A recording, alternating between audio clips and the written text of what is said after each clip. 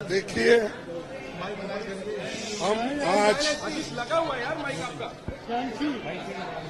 हम सबने इसलिए वॉकआउट किया कि जो प्राइम मिनिस्टर अपना राष्ट्रपति अभिभाषण पर जो भाषण दे रहे थे, उन्होंने कुछ गलत बातें सदन को बताई, गलत झूठ, और उनकी आदत है कि झूठ बोलना, लोगों को भ्रमित करना और जो सत्य के जो विरोध में बात करना, ये उनकी आदत है।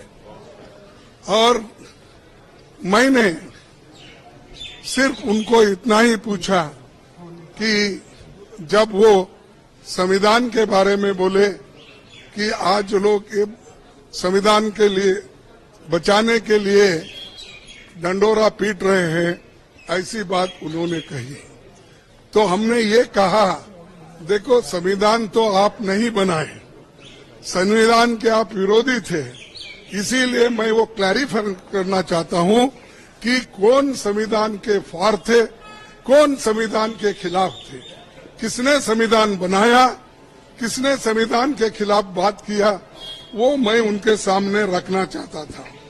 मैं ये रखना चाहता था कि उन्हीं के पेपर में आरएसएस के जो मुखपत्र है ऑर्गेनाइजर 30 नवंबर 1949 में अंक में संपादकीय में लिखा था, ये ऑर्गेनाइजर तो ऑथेंटिक पेपर है उनका, ये उनका ऑफिशियल पेपर है, उसमें ये लिखा गया था, भारत के इस नए संविधान की सबसे बुरी बात यह है कि इसमें भारतीय कुछ भी नहीं है, प्राचीन भारत के अद्भुत संवैधानिक विकास के बारे में इसमें कोई जिक्र ही नहीं है। आज तक मनुस्मृति में दर्ज मनु के कानून दुनिया की प्रशंसा का कारण है। ये किसने कहा? ये ऑर्गेनाइजर ने, आरएसएस ने, जनसंघ के जो लोग थे उस वक्त, उन्होंने कहा, और वे स्वयं स्फूर्ति आज्ञाकारित और अनुरूपता पैदा करते हैं। हमारे संवैधानिक विशेषज्ञों ने ये बात निरर्थक है। उन्होंने ये कहा कि यहाँ तक जो कॉन्स्टिट्यूंट असेंबली के मेंबर से किए हैं ये गलत है। उन्होंने उस वक्त अपोज करके इस संविधान को उन्होंने नकार दिया था, और आज उसकी रक्षा की खुद बात करते हैं और हमारे को बोलते हैं कि हम संविधान विरोधी है। अरे खुद विरोधी है, जन्मता ही विरोधी है, शुरू से विरोधी है। इसको जब इसका जन्म शुरू हुआ उस दिन से इन्होंने बहुत से पुतले जलाए, अंबेडकर के, नेहरू जी के पुतले जलाकर रामलीला मैदान में उन्होंने ये सब काम किया। आज ये बोल रहे हैं कि हम संविधान के विरोधी हैं। संविधान बचाओ हम इसलिए बोल रहे हैं क्योंकि इसमें आरएसएस की मंशा क्या है, जनसंघ की मंशा क्या थी और बीजेपी की आज जो मंशा क्या है ये, और बार बार ये भी कहते हैं कि बार बार ये भी कहते हैं बाबा साहब अम्बेडकर को इन्होंने इज्जत नहीं दी, उन्होंने सब कुछ उनको हरा दिया, ऐसी गलत बातें यहाँ पर भी कही गई, वहां पर भी वो कहे। कल हमारे नड्डा साहब ने वहां भी कहा, अब ये भी यहाँ कहेंगे।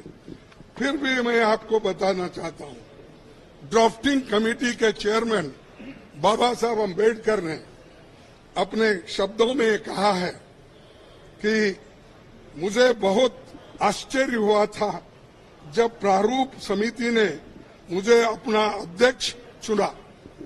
सुन रहे हैं आप?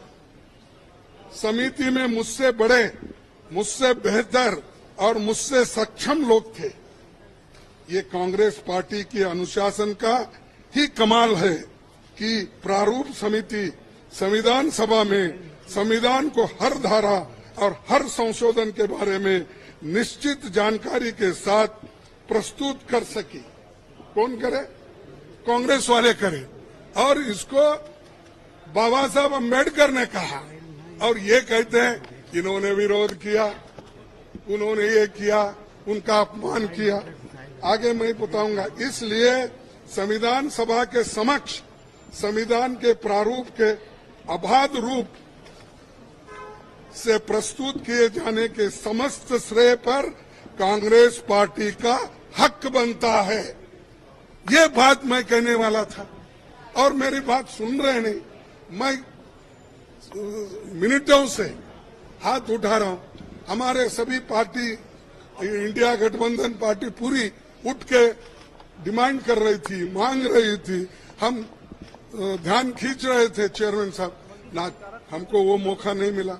मैं फिर प्रधानमंत्री से खुद रिक्वेस्ट किया, 1 बार 2 बार 3 बार, लेकिन उन्होंने भी उसको नकार दिया। मैं जो झूठ बातें उन्होंने बोली है ये पूरे मेरे पास है। और कैसा ये लोग आज सदन में बोलते हैं, सदन के बाहर बोलते हैं, ये समझे हैं वो ही पढ़े लिखे हैं और गलत बातें बोलने में माहिर है। ये तो मैं बाबा साहब अम्बेडकर का स्पीच कॉन्स्टिट्यूंट असेंबली में जो बोला वो लाया हूं और ऑर्गेनाइजर में उनके लोग क्या बोले हैं वो भी मैं बताना चाहता था, लेकिन उन्होंने मौका नहीं दिया। और इसलिए मैं कंडम करता हूं, हम सभी लोग कंडम करते हैं और कंडम करके हम वॉकआउट किए, क्योंकि ये हमारे बात को जब कोई महत्व ही नहीं है तो वहां बैठकर क्या सुने हम। और जब प्रधानमंत्री खुद यहाँ पर जब बात कर रहे थे राहुल जी, उस वक्त 2 बार उठ के उन्होंने क्लैरिफिकेशन की कोशिश की, क्लैरिफाई कर दिए। 4 मिनिस्टर क्लैरिफाई कर दिए। मैं जब बात कर रहा था तो मेरे सदन में मेरे को रोकने टोकने का इतना कोशिश की, इतने लोग बार बार उठे मिनिस्टर्स। तो आज मेरे को 1 मिनट नहीं मिल सकता था इस बात बोलने के लिए। इसीलिए हम वो सभी लोग कंडम करके वॉकआउट किए हैं। बस यही चीज है। नहीं, ये सब बताने वाला था, इसमें सब कुछ है, मैं बताने वाला था इसके साथ, लेकिन वो लोग जब समय ही नहीं मिला। जब संविधान दिवस की घोषणा की गई तो हाँ,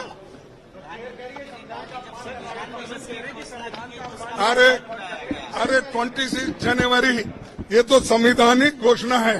उन्होंने क्या घोषणा करते हैं? जो बाबा साहब अम्बेडकर ने खुद माना है उसको पहले घोषणा करने की, अपने प्रचार के लिए वो कर सकते हैं। नहीं, अब देखिए, अब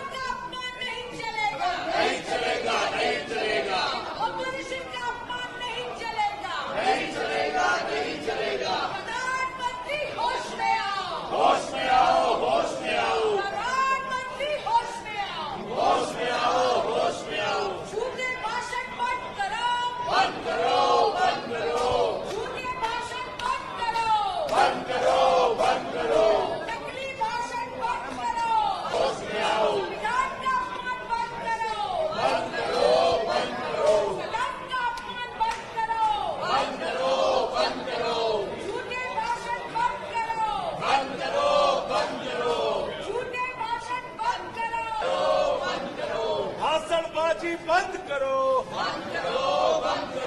विपक्ष का सम्मान करो, एलओपी का सम्मान करो, सदन झूठ बोलना बंद करो, महंगाई पर जवाब दो, नीट पर जवाब दो, प्रधानमंत्री जवाब दो।